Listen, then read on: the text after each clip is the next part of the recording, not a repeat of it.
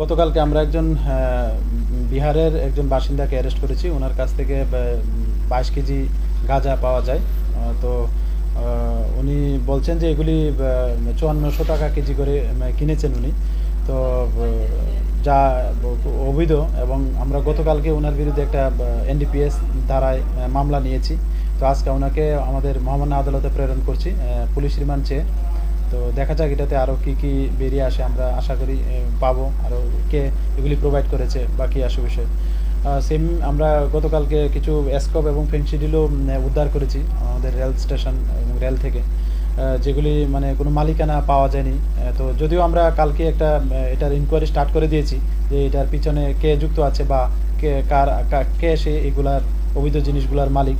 তো এগুলো আমরা দেখছি খতিয়ে, এবং আমরা ওইটার উপর নির্ভর করে পরবর্তী আমরা লিগ্যাল অ্যাকশনে যাব।